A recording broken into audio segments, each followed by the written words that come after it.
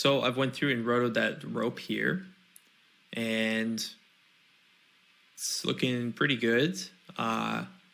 There's some areas that aren't completely perfect on purpose. So meaning I didn't roto accurately near the top here because we're going to key this area anyway because it's over that brighter background. So we can probably pull a pretty decent key, this really dark foreground over the background.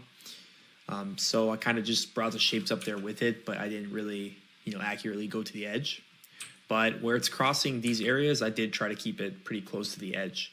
And, some of our motion blur might not be perfectly lining up here. So we can either try to feather this on those frames and try to match it a little bit. And that's one way to go about fixing this.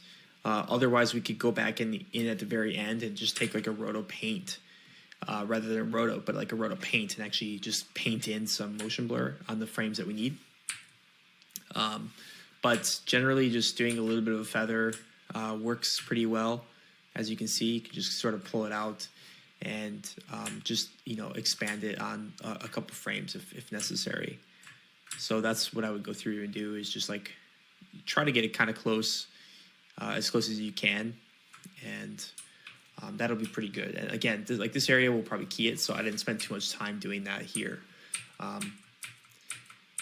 So those are all things to keep in mind. One other thing is that if you zoom in and you look at the steppiness of this, there's kind of these weird steps where something's really, really motion blurred. And if a way to fix that is to go to the root. If you select the root folder in this roto node, and then go to motion blur, and we're just going to set it to global. So now it's this root is sort of controlling everything inside. If we set this here, and okay, so now we can control if we select. So normally it'll let me just duplicate this node real quick, see if it's working. Okay, so normally when you do it, when you click global, it'll switch that to down here. So I don't know why it's not doing it here. It might be glitched or something. Usually when you switch it from shape to global, it'll let you control all the motion blurs of all the shapes at the same time. So that roto node might just be kind of corrupted or something, which definitely happens in Nuke. So I'm just gonna delete it and go with this one. So what you can do to fix that stepping is to just increase the motion blur amount, and it will just kind of add some details. You see, if we bring it really low, we get a really obvious low sample. So we can increase that. And that should be pretty good for those two mats. Again, I would recommend doing it yourself, or at least do some of it yourself to, get a hang of it, because that's really important. What I'm going to do for you guys in this project, I've done a little bit more setup in the project file as well. I've created the keying template that we went over in the last couple lessons. So we're going to go through here after this next step, which I'm going to cover in this video as well. But step 4, we'll start the keying process. Step 5, we'll do the despill. Step 6 is not there, so we'll add step 6. Sorry. We'll make this step 6, step 7 to step 6. And that is working on the background, integrating the two together. So we're going to take this and this, combine them together, and do our final comp sort of over the background that we talked about. So this is the background and all of that. So what I'm doing for you guys is I'm going to do my project up on the top so that you guys have a script to go back to and follow. This is the one I'm doing the video.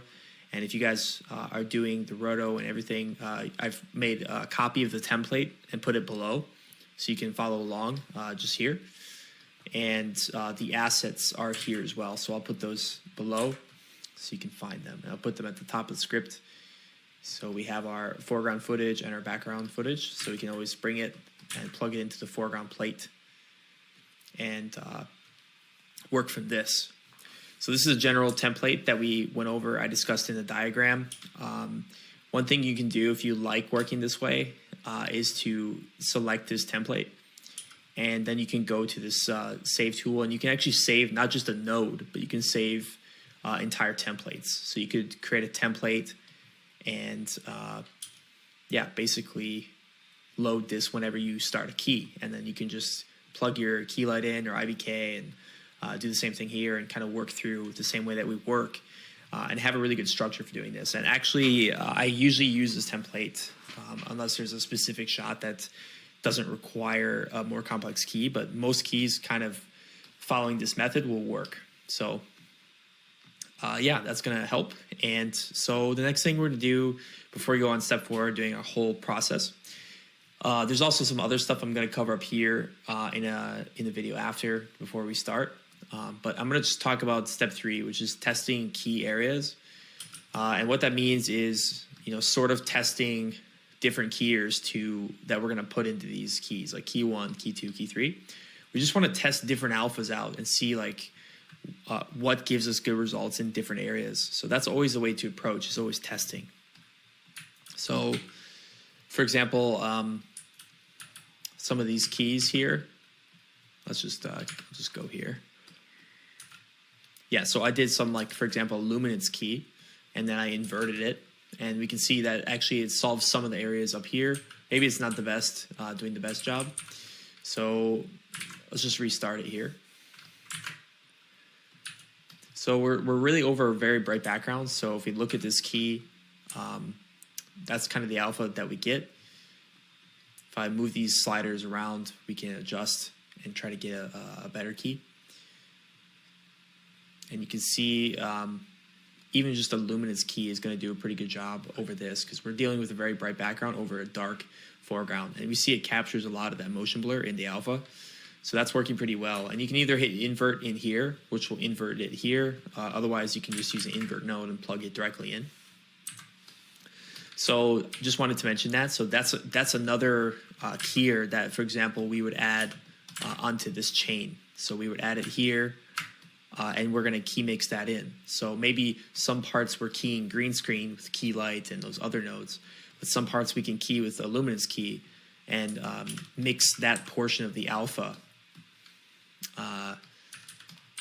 this portion of the alpha into this part of the image. So it's exactly the same technique. It doesn't change just because we're not using key light or the IBK or the other Primat, any of the green screen keying nodes. It doesn't really change. So just wanted to mention that is like, as we start this process, the best way to do it is trial and error and looking at different areas, knowing how those tools work and throwing those first at the problem. So for example, IBK might be good for this area because IBK is pretty good for uneven green screens because it creates that clean plate for us, and then it's keying based off the clean plate. Whereas key light is really good at capturing detail and stuff like that, but usually you're selecting one color with a key light. So that's two distinctions to make. So, I already know that I'm going to try an IBK first for this area and probably try that in key 1. And then maybe I'll use a key light down here, or I'll try a key light maybe over here, depending. But those are just things to think about.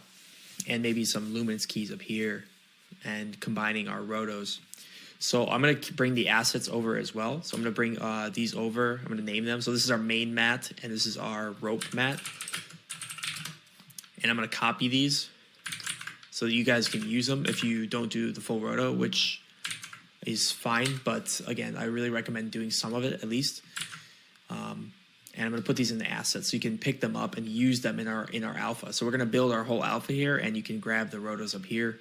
And those are holdout mats because they hold out and protect the area that we're trying to keep. So essentially in this whole template, we're going to do our key as normal, here, here, here. And then we're going to remove areas that don't work, and then we're going to add our holdout mats. So these rotos that we just created, I'll label them. Main mat, and I'll just make this smaller. And we'll call this rope mat. So these are our two holdouts that we will use. So if you're working as a compositor in a big studio, you'll actually get this roto usually provided to you from a team of rotoscope artists, unless there's just like a small amount of roto to do and then you have to do it yourself. But if there's a large amount of roto that needs to be covered, for example, like on the shot we're working on, normally this will actually be given to you. So you won't necessarily always have to do all of your own rotoscoping, but you still need to be pretty dang good at it because you do have a fair amount to still tackle. So yeah, we'll move on to the next video, and I'm going to copy these down just so you guys have them on your section below. And you can plug in the foreground plate into the template there, so you get an idea of how it works. And eventually, we'll do a merge, and our background will be over here. So that wouldn't be part of the keying template, but that's kind of how you structure this. Is for example, you have your background, and you say merge A over B, and then if you add anything else over your footage, you would add it here. You would just add things over the top. So for example, if you had something and you were adding something else over the top, maybe some smoke over the character or whatever, you would build your composite like this. So you're always working from background to foreground. So background, our foreground green screen, and then anything else that's closer to the camera. So I'm going to delete that for now, and we'll start working through this process.